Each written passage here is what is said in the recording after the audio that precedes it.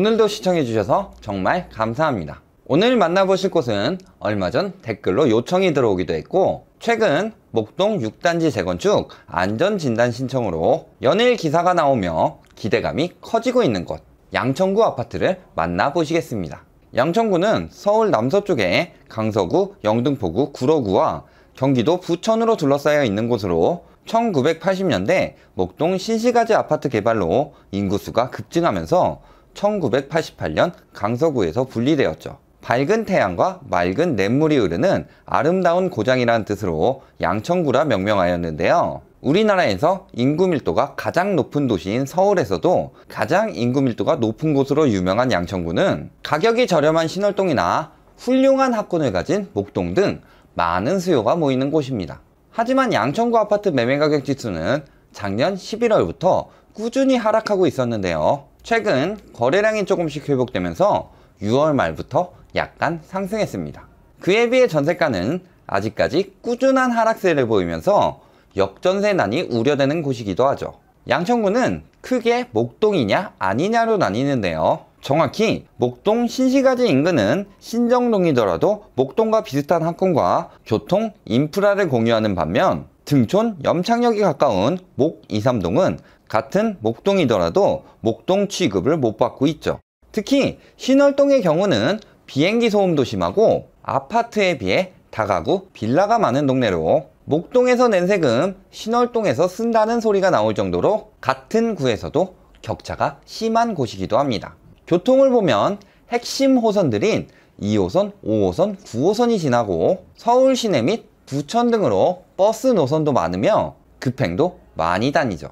오히려 목동 신시가지 쪽이 교통은 더 불편한데요. 지하철역을 보면 2호선 양천구청역은 신도림에서 갈아타야 하고 5호선 목동역이나 오목교역이 그나마 이용할 만하죠. 자차나 버스를 이용할 경우 목동 아파트 단지 인근 도로가 대부분 일방 통행이라 돌아가야 하기 때문에 갈 때와 올 때 시간 차이가 많이 나기도 합니다.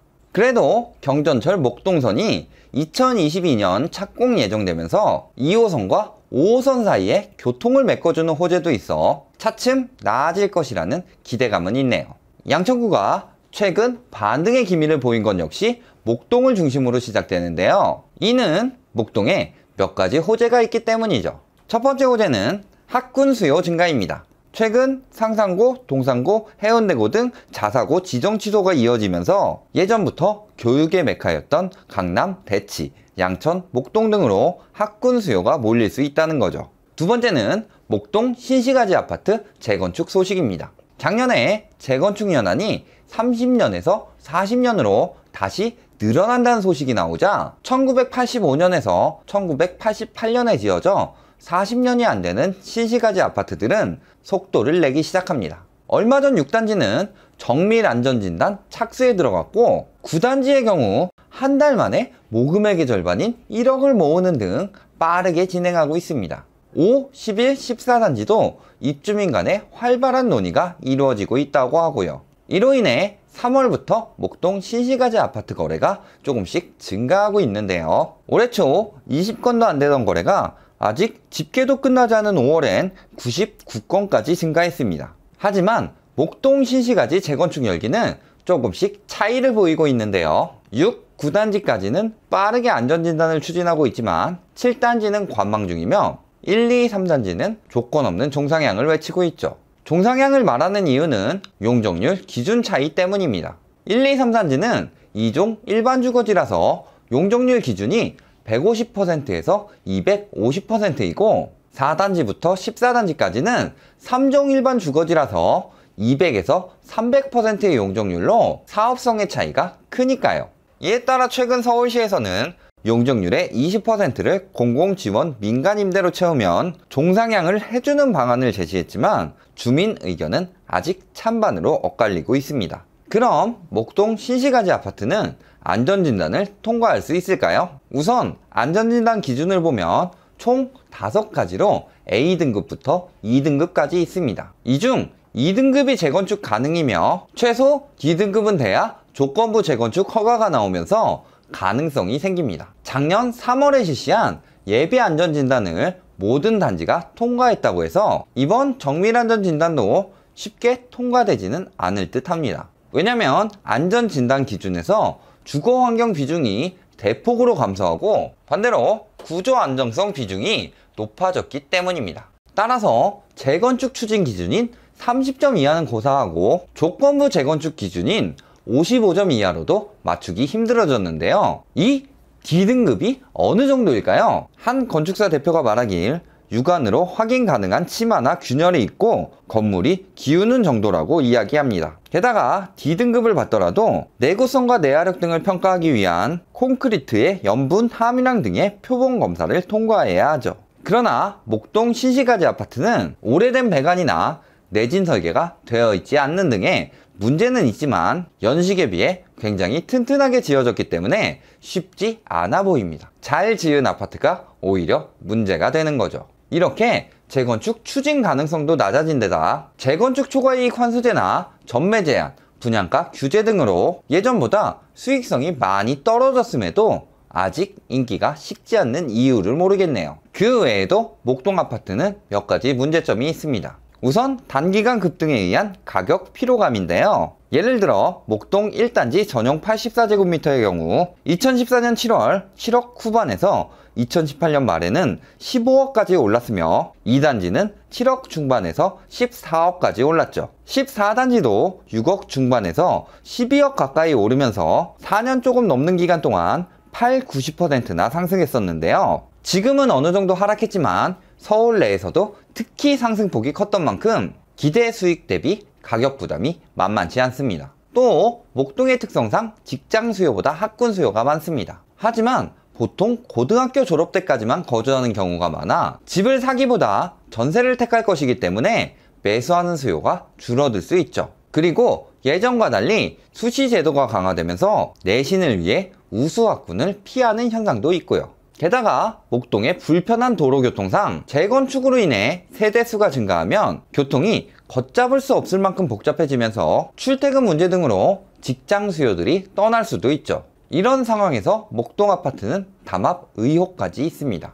작년 9월 기사를 보면 목동 아파트 분여회 등이 저가로 나온 매물들은 모조리 허위 매물로 신고하면서 집값을 높이기 위한 담합을 했었죠. 반대로 공인중개사들은 거래를 쉽게 하기 위해 가격을 낮추는 담합을 하기도 했는데요. 한 노부부는 주변 시세에 비해 1억이나 저가로 매도하면서 자녀들이 찾아오는 등의 사건, 사고가 있었습니다. 즉 분여회든 부동산이든 담합이 잦은 곳이며 기간이 얼마 지나지 않은 만큼 아직도 담합이 있을 가능성이 매우 높다는 거죠. 지금은 아직 안전진단도 통과하지 않은 재건축 아파트들을 곧 재건축하니 더 오를 거라고 부동산들이 바람을 넣으며 고가에 매도하고 있다고 하는데요. 이로 인해 올해 5, 6월에 거래 최저가가 전월보다 1억 넘게 뛴 단지들도 눈에 띄고 있네요. 최근 추진이 가장 빠른 6단지 전용 84제곱미터의 경우 올해 실거래 최고가가 14억 5천임에도 매물은 최저가가 15억 3천이고 아직 종상향이 확정되지 않은 2단지도 13억 3천이 올해 실거래 최고가임에도 매물은 최저가 14억. 이 한 건을 제외하면 모두 15억 이상입니다. 아직 본격적인 움직임이 없는 7단지 전용 101제곱미터의 경우도 마지막에 거래된 11층이 16억 4천인데 1층이 16억 5천, 나머지는 모두 16억 8천 이상의 매물들만 있습니다.